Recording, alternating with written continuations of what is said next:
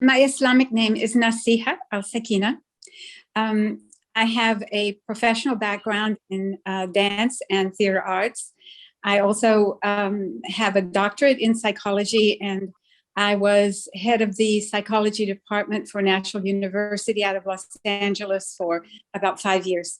I was also the anchor person for the television program Islam out of Los Angeles for about 15 years. I remember as a little girl, lying on the sidewalk when it was cool at night and warm on the sidewalk, thinking, who am I?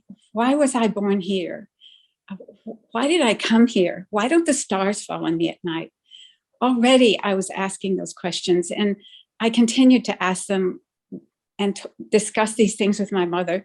We were all Christian. My family was very religious. And so I asked questions through that dimension. And I got to the point where I couldn't accept the Trinity. And so as I was older, walked into a Jewish temple and asked the rabbi to please explain to me the concept of the oneness of God. And he sent me to the library to get books on the God of Abraham. And I connected with that. I could believe in that oneness because I knew that it was otherworldly. And so for many years, I practiced Judaism. And when I was in my master's program, I studied comparative religion in the university. And also, I asked the question in my master's program to my professor, who seemed he was from Ghana, actually. He seemed very peaceful. And I asked him what he believed. And he said he was a Muslim. And I laughed because I had such a negative opinion of Islam at that point from what I had read and studied. And he laughed. And I thought, oh my goodness, this person must be really sure of himself, because he laughed when I insulted him. And he said, have you read the Quran? And I said, no. And he said, I'll bring you a copy. So he brought me the translation by Yusuf Ali. And I took it home and read it like a novel. And honestly, I knew after reading the Quran, that's who I was. That's what I was. That's what I had always been. It made perfect sense to me. And after that, I went into, shortly after, the Islamic Center of Southern California. And at that point, I was invited to be the anchor for the television program Islam. And so I was on that program for about 15 years and traveled all over and met Muslims from countries all over the world. One of the cameramen or producers on the program was from Afghanistan. And he had asked me if I would travel to San Francisco to a conference because he wanted to do a shoot on Sufism. And so I agreed to go, and I met them there, and we were shooting really late into the night. Many people had been interviewed, and the cameraman behind me had ran up to me and said, there is someone here that I think is really the most authentic sheikh that I've seen at this conference.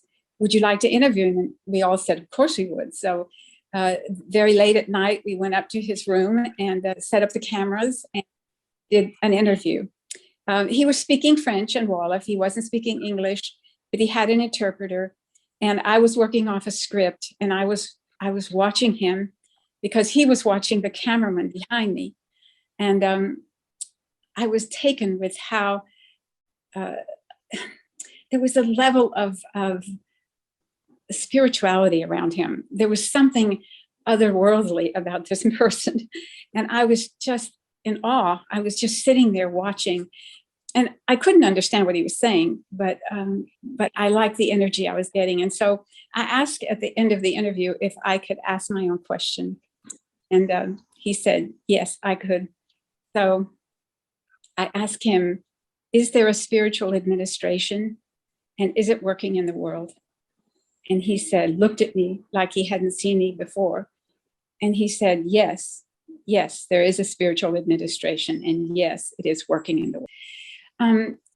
There was a sweetness about him. There was almost a childlike quality, a purity, a sense of not taking himself that seriously, and not taking, and just, I don't know, there was a sense of acceptance of everyone.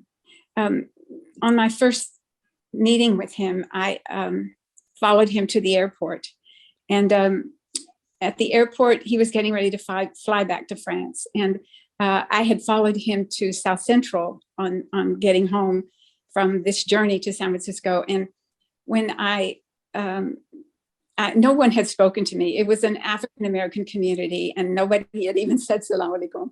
And so he pulled everyone up around him. He said, there are 3 different kinds of people in the world. There are Black people like Babacar, and he pointed to Babacar. He said, there are brown people like Ismail, who was his interpreter from England, and he was Indian. And he said, and there are white people like me, and he pointed to himself.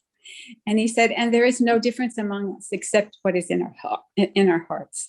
And so with that, everyone came up and said salam alaikum to me, and it started a completely new journey in my life. He had asked me sincerely what I wanted, because everybody comes to the Sheikh with a very personal agenda of what they want to get out of that experience. And I had physical and mental experiences, but I had always been searching for God. And I had never felt connected in that way. And so when he asked me that question, he said, Nasikha, what do you want? And I said, I want fana. And he said, are you sure? And I said, yes, I'm sure. And he said, okay. And so from that moment on, he started ripping everything away from me in this world. And I found in this process of having everything that I thought was important ripped away, that what was left was my connection to God and my closeness to God and my feeling of God's nearness to me. And I mean, it was not easy.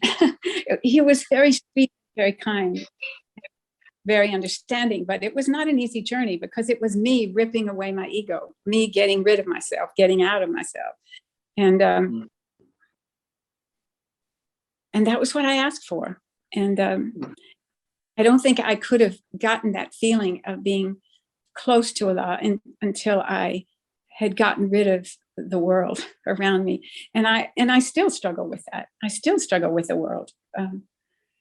But I know, I feel inside that everything is connected to everything else. I mean, that is another thing I got from him, that we are all connected. If I put my hand out next to your hand, the particles in my hand would connect with the particles in your hand, and we would literally be one. And that was true of the chair I was sitting in. I would affect that chair in a way that the chair had never been affected, and the chair would never be the same because I sat in it. I felt so much sense of oneness that it was really beautiful. It was beautiful. I mean, how can you not love people when you are part of them? I have a dialogue, a personal dialogue with Allah 24/7. If something good happens, I am thanking Allah, thanking him in the moment even. If something negative that I think negative is happening, I understand that I don't understand, that as much as I thought I knew, I know nothing. I know absolutely nothing. And if I trust Allah and have faith and trust that it will turn out. I mean, my life was a journey that went here and there and here and there. And it brought me to Allah. So even though I didn't know what was going on, Allah is responsible for every breath I take, every breath I take. And so it's been a wonderful journey, and I look forward to the next part of it, inshallah.